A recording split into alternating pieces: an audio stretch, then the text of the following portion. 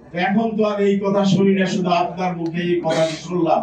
আমার সঙ্গে আমার অনেক সহকর্মী সেদিন ওই জাতীয় সংসদের এমপি হলে উপস্থিত ছিলেন, 15 জন আমরা সেদিন গিয়েছিলাম। আমরা চেষ্টা করছি, আমার মনে হয় এই ঐক্যমত কমিশনে আমরা জনগণতান্ত্রিক বাংলাদেশ রূপান্তরের যে আবেদন করেছি হয়তোবা সেটা গৃহীত হবে। সামনে এই জুলাই সনদ সাইনের পরে সেটা আপনারা দেখতে পাবেন। আমরা উত্থাপন করেছি ভাসানী জনশক্তি পার্টি। কাজী জাফর আহমেদ আমাদের প্রিয় নেতা যে ঘোষণা দিয়ে গিয়েছিলেন, সেই ঘোষণা যেন বলবৎ থাকে, তাকে একটি রাষ্ট্রীয় দলিলে রূপান্তর করা যায়, সেই চেষ্টা আমরা করেছি আমার সহকর্মীদেরকে নিয়ে। তাই বন্ধুগণ, আমি বেশি সময় নষ্ট করব না, শুধু এই কথাটুকু বলবো, আপনারা ঐক্যবদ্ধ থাকেন, ঐক্যবদ্ধ থাকুন। দেশের বিরুদ্ধে যে রক্ত দিয়ে আমরা নতুন বাংলাদেশ করার পরিকল্পনা নিয়ে এগোচ্ছি, সেখানে নতুন করে ষড়যন্ত্র শুরু হয়েছে। এই কথাগুলো আমাকে বলতেই হবে। নতুন করে ষড়যন্ত্র শুরু হয়েছে আমাদের দেশটাকে আবার পিছনের দিকে নিয়ে যেতে। যেভাবে 71 সালে যুদ্ধ করে আমরা একটি দেশ বানিয়েছিলাম, কিন্তু আমরা আমাদের সেই যুদ্ধের আমরা যারা যুদ্ধ করেছিলাম আমাদের হাতে দেশটিকে রাখতে পারিনি, সেটা বেহাত হয়েছিল। আজকের এই 24-এর গণঅভ্যুত্থানকেও আমার মনে হচ্ছে কেন জানি সেটা বেহাত হয়ে যাওয়ার সম্ভাবনা আছে। তাই আমাদেরকে ঐক্যবদ্ধ থাকতে হবে।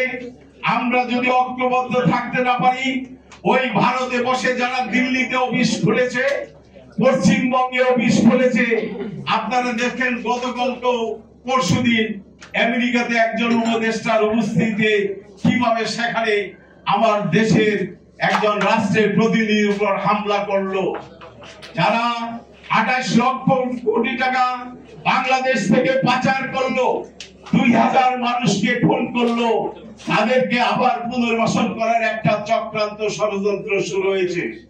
তারা চাচ্ছে এই দেশে যেন নির্বাচন না হয়, কারণ এই যে পরিচয় দিচ্ছেন আমি তো নির্বাচিত প্রধানমন্ত্রী, এখনো পরিচয় দেন, লজ্জা শরমের বালাই নেই।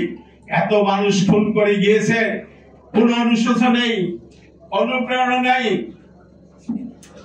অনুশোচনা নেই, এবং কোন রকম এই দেশের মানুষকে নিয়ে যে ষড়যন্ত্র হচ্ছে, তারা কোন ষড়যন্ত্র মনে করতেছে না। তার ক্ষমতা পুনরুদ্ধারের লড়াই শুরু করছেন, লড়াই করবেন।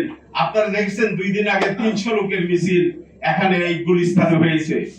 আপনাদেরকে সজাগ থাকতে হবে, এবং এই ফেব্রুয়ারি নির্বাচন বিরুদ্ধে যত ষড়যন্ত্র হবে, এই ষড়যন্ত্রকে আমাদেরকেই মোকাবেলা করতে হবে। এই ষড়যন্ত্র মোকাবেলা করে সরাসরি নির্বাচন, যারা পিয়ারের কথা বলে নির্বাচনকে বানচাল করার চেষ্টা করছেন, আপনারা ঐক্যবদ্ধ থাকুন। সরাসরি নির্বাচনে কোন পিয়ার পদ্ধতিতে নির্বাচনে আমরা যাব না, আমরা যেতে পারি না। আমরা ওই দক্ষিণপন্থী 71-এর পরাজিত শক্তি যে কোনো সময় 24-এর পরাজিত শক্তির সঙ্গে হাত মেলাতে পারে, যেটা অতীতের রেকর্ড আপনারা দেখেছেন। মাথায় টুপি পরে, মাথায় মহিলাদের হিজাব পরে চাচার বাসায় গিয়ে চাচার পায়ে সালাম করে ঐক্যবদ্ধ হয়েছিলেন। এই ইতিহাসে এই দেশের মানুষ জানে। কাজেই 71-এর পরাজিত শক্তি, 24-এর পরাজিত শক্তি যে কোনো সময় ঐক্যবদ্ধ হয়ে নির্বাচনকে বানচাল করতে পারে। আপনারা সজাগ থাকবেন, আমরা সজাগ আছি। আমরা সুষ্ঠু নির্বাচন ফেব্রুয়ারিতে আমরা এই দেশে করব। এই দেশের মানুষ দীর্ঘ 17 বছর তারা ভোট দিতে পারে নাই, তাদের ভোটের অধিকার ফিরিয়ে দেওয়ার জন্য আমরা আন্দোলন করেছিলাম, আমি গুলি খেয়েছিলাম। এই ভোটের অধিকার মানুষের মাঝে আমরা ফিরিয়ে দিব, এবং এই দেশকে একটি সুখী সমৃদ্ধশালী দেশ গড়ে তুলব।